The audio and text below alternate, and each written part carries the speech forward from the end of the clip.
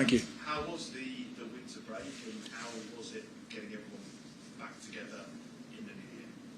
I think it was really, really good. I think it's a nice perk of the women's game that we still have that break, and it allows everyone to, I think, rest up. You know, whether it be physically and also mentally. I think it's there's a lot of effort that goes into the start of the season. There's obviously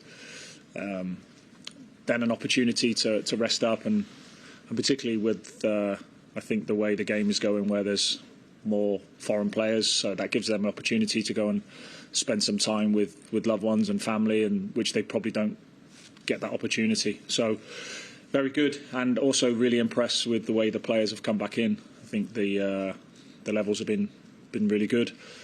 We've managed to cram in a friendly fixture as well, so we've had some good competitive situations for the players, and looking forward to the game of the weekend. Come back to the confusion about the new training place. First of all, what will it do as a project with this team here at the CFA?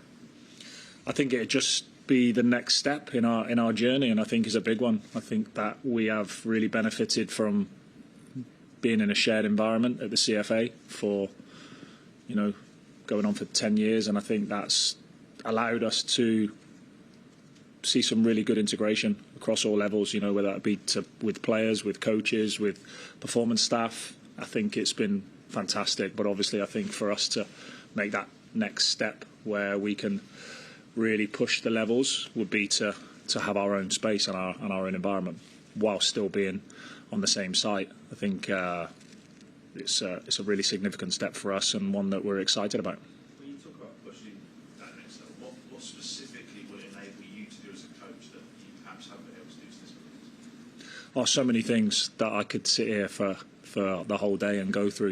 I think, of course, we have to be respectful when we're in a shared space, that it is shared, whether that be the canteen, whether that be the auditorium. As an example, the auditorium is used by, obviously, academy teams as well, boys' academy teams, girls' academy teams, our first team. To have your own space, as an example like that, I think is just great, and it can just be something as small as picking up with a player for 5 minutes.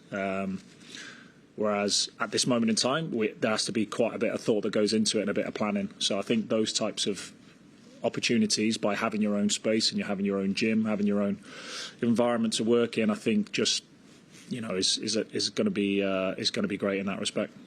Just one final one from me. I just wonder how much you yourself and maybe the players were consulted when the plans were being put together. And if so, what was your feedback in terms of requests and that kind of thing? Yeah, hugely. Yeah, there's been really good integration in that respect of obviously asking what we would like. We're obviously, there has to be a point where the site can only be so big. So I think there's a lot of stakeholders that would probably like potentially a little bit more space or a little bit more outside space with pitches, etc. But I think it's about maximising the opportunity, and it's about maximising this site that we have and making it almost multi-purpose in many respects, that we can have a social space that can double up as something else. I think that's great, and I think those conversations have been really good. They've been well heard, well received. A lot of planning has gone into it, and I'm sure between now and us moving into the site, there'll be some tweaks and changes, as there always is again. Thank you. Hi, Nice to see you. Can I just check the fitness of the squad? Is there any player that might be out for the weekend? Currently, just Alanna Kennedy, just with the situation that she had when she came back and came back into the Villa game after a really quick turnaround from flying back from Australia. And I think she's in a good place. She's quite close to returning, but she will be the only one at this moment we're unlikely to see.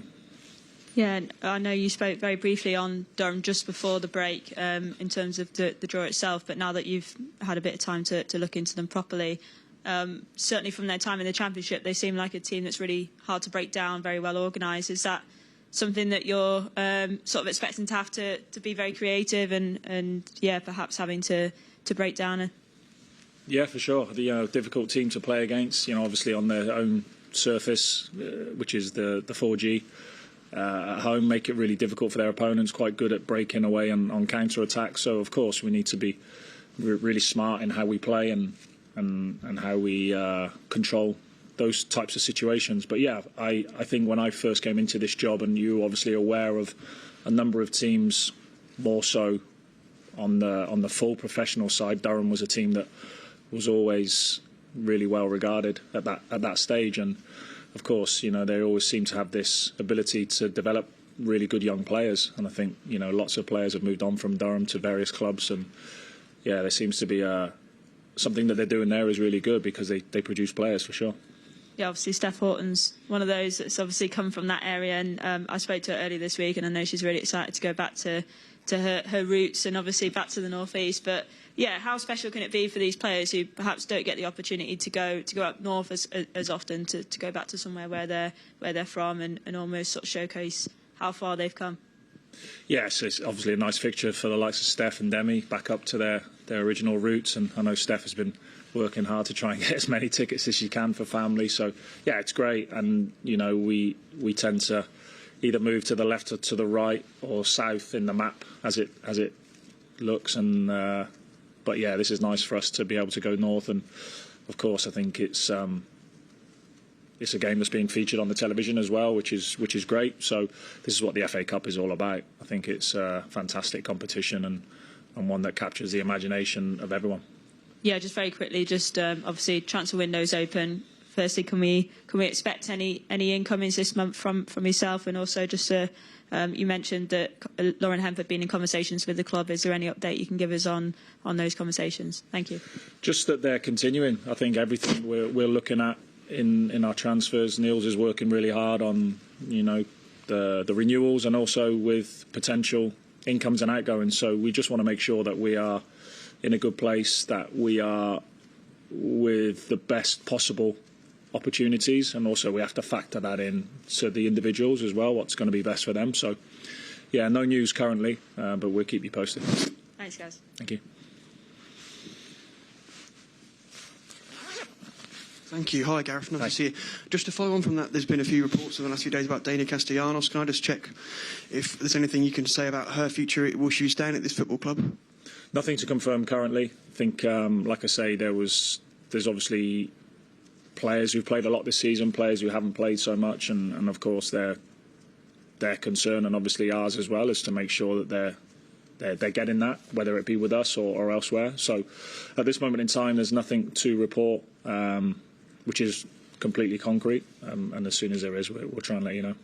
Thank you. And on the match, because of the increased prize money this season, I think it's £54,000 that you could collect if you can win the game.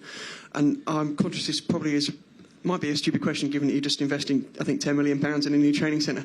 But despite the wealth of the club, can that actually make a material difference to the women's team? It seems like quite a significant amount of money. Certainly for Durham, it would be a huge amount of money. I'm just wondering if we're at a stage where that can actually make a difference to things you can do on a perhaps. Yeah, you'll be surprised that at a club this big as.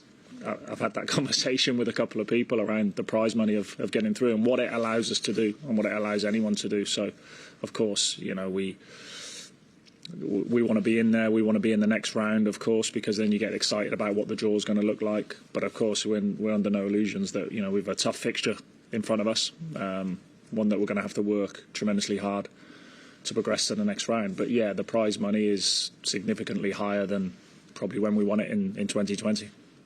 On that, what will you say to the players to try and avoid that maybe like banana skin mentality? Is it a case of really early goal? Is that the priority, like to kind of just keep that crowd quiet up at Durham, or like is there a different kind of message that you might send? I think it's just about us being us. I think, in an ideal scenario, what you said, of course, scoring early is great, but sometimes that is not always the opportunity, for one reason or another. I think it's just about us being us and continuing in how we perform, how we try to build in terms of how we try to dominate and look after the ball in certain situations. And of course, it'll all be about our final action and how diligent we are in both boxes. So, yeah, nothing changes in that brief. I think we try to make it more about us and what we do. Obviously, massively being aware of the threats that the oppositions can pose. Thank you, Gareth. Thank you. We'll go to Zoom now. Dan? Hey Gareth, hope you're well. Hi Dan. The Durham pitch, you've mentioned it already, but I know from an away perspective it gets a lot of criticism, and it's quite unpredictable, the bounce of the ball. So I just wonder, in terms of your preparation, is there anything you've done different in the lead up to this game? Not so far, no. I think over the next couple of days we've had good conversations with the players around what they feel comfortable with, because we'll obviously have an idea, but we're not the ones who are going out there and playing. So we've had good conversation. I think we'll have probably a slight hybrid mix of our normal conditions and just kind of getting used to it a little bit. But it's so hard to predict, even with the synthetic surfaces. Each one is different. Some are really well maintained, some probably have more of the synthetic grass on them and also the crumb. Others don't. So I think it's difficult in that respect to know exactly what you're going to get. But the players they played in this. I think the Australian players played on it in Canada. It can throw up different things. It makes the game a little bit faster at times. Makes the bounce a little bit unpredictable. But no, I think even if we weren't to practice on it and go straight into the warm-up, I think the players can adapt really quickly. But we're trying to get a mix of it in our preparation. And is this kind of a really good game to start the new year on, bearing in mind that you're chasing 3 trophies? It feels like this is going to be such a big kind of physical and mental test. As you say, it's such a hard place to go. Is this kind of the perfect test to kind of see what your players are made of going into the second half of the season? Yeah, it is, but nothing will really change my bigger picture thinking about what I think about this group. I think that they've proved so much already. I think that of course, we want to go there at the weekend. We want to be successful. We want to be in the hat for the next round. And if we do all of the right things, I'm sure that'll be the case. But yeah, nothing will change my thought process on one performance. I think over the course of the season so far, I have to say, I've been super impressed with the players and how they've performed, and I think that we've pushed the levels well this season. We've reacted from some disappointments really well, and everybody's really contributed within that, and that's allowed us to be in this position, going into a big month in 3 different competitions that we're obviously in the league we're in a good position as well. We're at the start of this campaign of the FA Cup, and in a good situation in the Conti Cup as well. So yeah, it's a big month for us, and we're going to need every one of those players to step up. But like I say, they've done that really well this season.